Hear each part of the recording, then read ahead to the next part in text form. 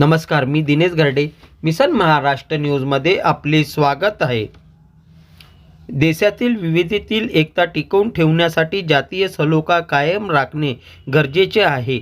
त्यासाठी सर्वतोपरी प्रयत्न करणे काळाची गरज असल्याचे मत जमात-ए-इस्लामी हिंदचे राष्ट्रीय उपाध्यक्ष प्राध्यापक मोहम्मद सलीम इंजिनियर यांनी आज जमात-ए-इस्लामी हिंद नागपूरतर्फे सीताबर्डी स्थित एका नामांकित हॉटेलमध्ये सांप्रदायिक सद्भाव क्यों और कैसे या विषयावर आयोजित पत्रकार परिषदेत व्यक्त केले. जातीयवाद हा आपल्या देशाच्या सर्वांगीण विकासाला मोठा धोका आहे. काही लोक आपल्या स्वार्थासाठी भावनिक घोषणांद्वारे ध्रुवीकरण करत आहेत आणि अल्पसंख्याकांविरुद्ध देश पसरवत असल्याचेही त्यांनी यावेळी सांगितले. यावेळी पत्रपरिषदेला प्राध्यापक ख्वाजा इजहार अहमद, शहर मीडिया सचिव जमात-ए-इस्लामी हिंदचे डॉक्टर एम.ए. रशीद उपस्थित होते. और हम उसको बार बार कहते भी हैं, उस पर हम गर्व भी करते हैं कि हमारा देश एक प्लूरल सोसाइटी है, एक विविधताओं वाला देश है. डाइवर्सिटीज यहाँ बहुत बड़ी मात्रा में पाई जाती है. यहाँ आस्थाओं की डाइवर्सिटी है, अलग अलग आस्थाओं के लोग यहाँ सैकड़ों हजारों वर्षों से रहते आए हैं.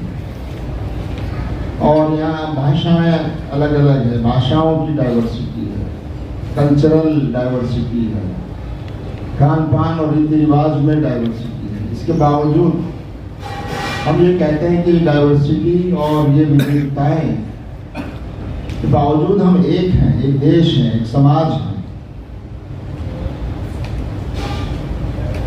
और ये हमारी कमजोरी नहीं है. Diversities are not our weakness, but it is our strength. We need to celebrate it and we need to strengthen the respect, mutual respect और आपसी सम्मान को मजबूत करना, एक तरह से देश को मजबूत करना है. आज इस विषय पर बात करने की आवश्यकता इसलिए हो रही है कि आज सबसे ज्यादा हमारा जो मूल्य प्रभावित हो रहा है देश का, जिस पर हमारा देश बना है, खड़ा है मजबूती से. आज़ादी के बाद हमने जो संविधान बनाया, उस संविधान में कोई किसी से छोटा और बड़ा नहीं होगा, किसी के अधिकार किसी से कम और ज्यादा नहीं होंगे. न धर्म के आधार पर, न लिंग के आधार पर, न रंग के आधार पर, न भाषा के आधार पर, न संख्या के आधार पर. किसी की संख्या कम हो ज्यादा हो, सबके अधिकार, इस देश के हर नागरिक के अधिकार बराबर होंगे. सबको स्वतंत्रता होगी, लिबर्टी.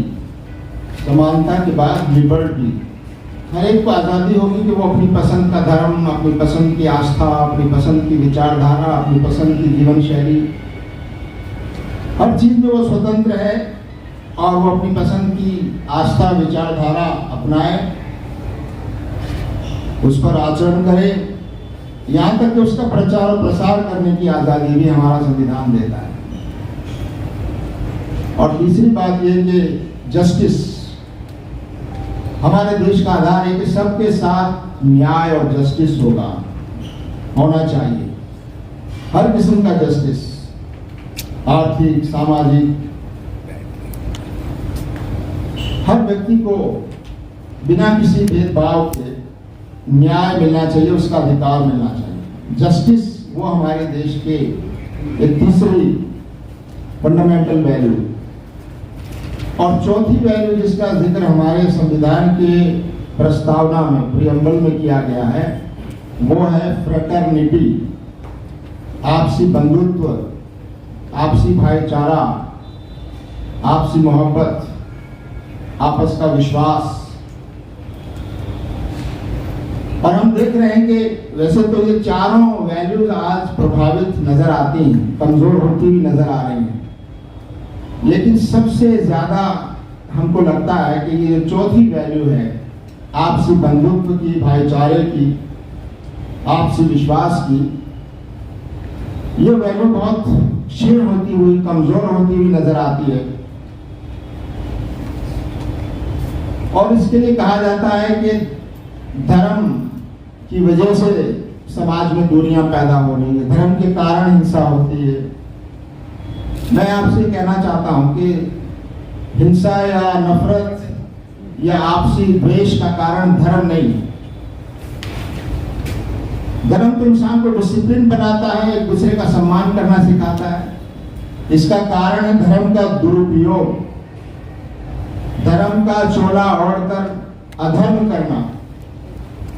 वो लोग जो सही मायने में धार्मिक नहीं है, लेकिन अपनी स्वार्थ पूर्ति के लिए, राजनीतिक स्वार्थों के लिए, अपनी पावर और सत्ता को मजबूत करने के लिए धर्म की आड़ लेते हैं, धर्म का दुरुपयोग करते हैं, धर्म को मिसयूज और अब्यूज करते हैं। तो इसलिए धर्म उसका कारण नहीं है, बल्कि धर्म का दुरुपयोग और धर्म का मिसयूज उसका कारण है। हम ये समझते हैं। जमात इस्लामी हिंद समझती है कि आपसी बंधुत्व, आपसी भाईचारा जब तक इस देश में मजबूत नहीं होगा, तब तक हमारा देश प्रगति और समृद्धि की राह पर आगे नहीं बढ़ सकता। हमने आज से 76-77 साल पहले देश को आजाद कराया। देश की आजादी की जंग, आजादी की लड़ाई में सभी धर्म के लोगों ने, सभी आस्थाओं के लोगों ने, हर वर्ग के लोगों ने, हर क्षेत्र के लोगों ने उसमें भाग लिया।